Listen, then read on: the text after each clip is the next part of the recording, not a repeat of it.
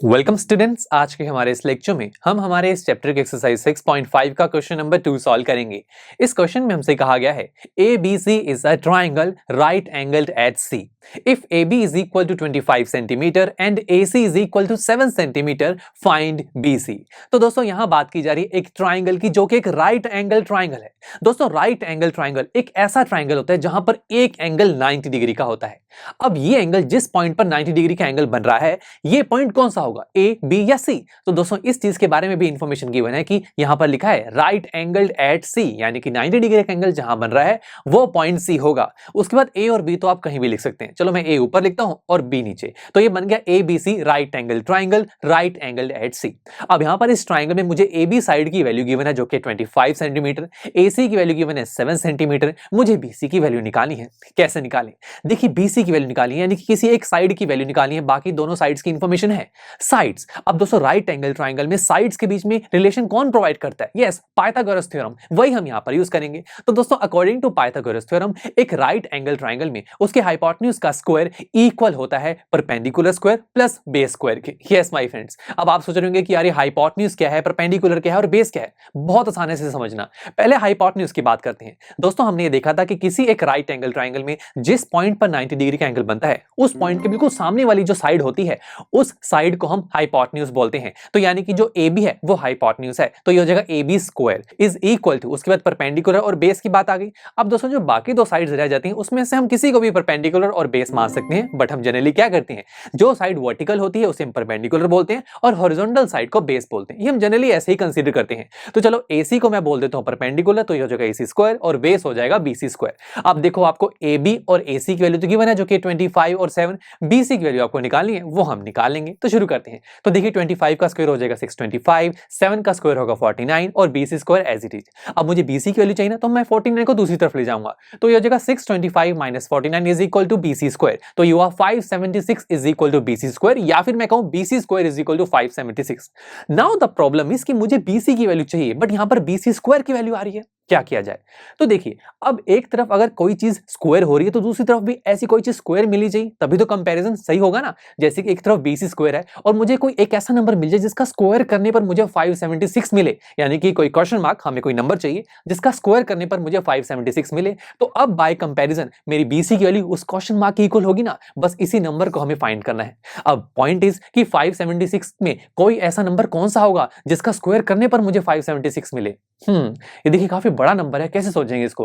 वैसे तो देखिए अगर मैं बोलूं 25, तो 25 के लिए तो आपके माइंड में आएगा 5, बिकॉज 5 का स्क्वायर करेंगे तो 25 आएगा। बट 576 के लिए सोचना थोड़ा मुश्किल है, तो इसके लिए हमारे पास एक टेक्निक है, बहुत इंटरेस्टिंग है, जो कि है prime factorisation technique. Yes my friends, अब दोस्तों प्राइम फैक्टराइजेशन टेक्निक में हम प्राइम नंबर्स की हेल्प से बहुत इजीली फाइंड आउट कर पाएंगे कि कौन सा ऐसा नंबर होगा जिसका स्क्वायर करने पर मुझे 576 मिले।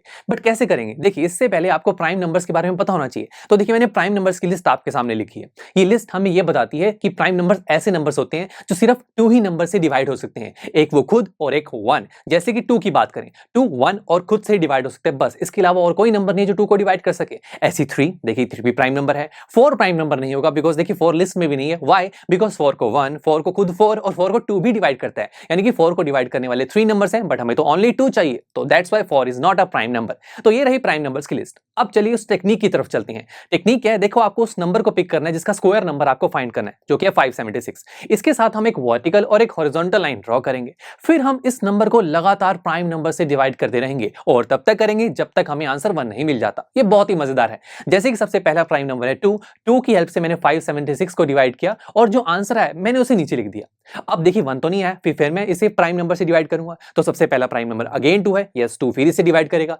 ऐसा करते करते देखिए 2 से डिवाइड होता जा रहा है और फाइनली मेरे पास नंबर आ रहा है 9। अब 9 तो देखिए 2 से डिवाइड नहीं हो रहा, तो क्या करें? तो फिर हमें नेक्स्ट प्राइम नंबर पर स्विच करना होगा, जो कि है 3। 3 9 को डिवाइड करेगा, तो ये हो जाएगा 3 3 9। अगेन 3 3 से डिवाइड होगा, 3 1 3। देखिए लास्ट में 1 आ गया ना, बस अब हम इस टेक्निक को स्टॉप कर देंगे। अब देखिए साइड में आपके पास ये जो नंबर्स आपको दिखाई दे रहे हैं ना, ये बड़े खास होते हैं। क्यों? क्योंकि इनका अगर प्रोडक्ट कर दिया जाए तो आपको अपना ओरिजिनल नंबर वापस मिल जाता है, यानी कि आप इन 576 को इन सभी नंबर्स के प्रोडक्ट में लिख सकते हैं। अब देखिए इन नंबर्स को ध्यान से देखिए। आपको क्या करना है? एक ऐसा नंबर देखना है जिसका स्क्वायर करने पर 576 मिले ना। तो देखिए स्क्वायर करने पर, अब स्क्वायर हमें दो चीजों में कब मिलता है? जब हम किन्हीं दो सेम नंबर्स को आपस में मल्टीप्लाई करें तो हम उसका स्क्वायर करते हैं ना। जैसे कि देखिए हम पेयर्स अब यहाँ पर पिक करेंगे 2 मल्टीप्लाई 2, सिर्फ हम एक पेयर पिक करेंगे यहाँ पर। 2 मल्टीप्लाई 2 को मैं कैसे लिख सकता हूँ 2 स्क्वायर। अब नेक्स्ट पेयर भी अगेन 2 मल्टीप्लाई 2 है तो इसी में मैं 2 स्क्वायर लिखूंगा। ऐसा करते देखिए आपके ये पेयर्स स्क्वायर्स की फॉर्म में कन्वर्ट हो गए।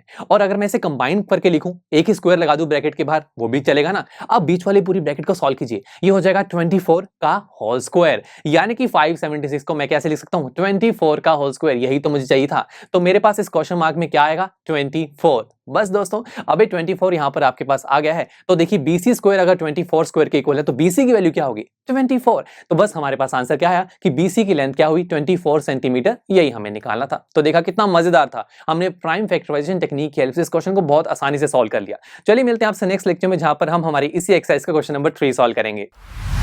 आई एम श्योर स्टूडेंट्स, आपको ये लेक्चर काफी पसंद आया होगा और ऐसे ही मजेदार तरीके से अपने हर एक कॉन्सेप्ट क्लियर करने के लिए डाउनलोड कीजिए PUStack ऐप को, जहां पर आपके पास और भी बहुत सारे ऑप्शंस होंगे, जैसे कि back exercise solutions, tip videos, sample papers and much more. So what are you waiting for? Download the app now.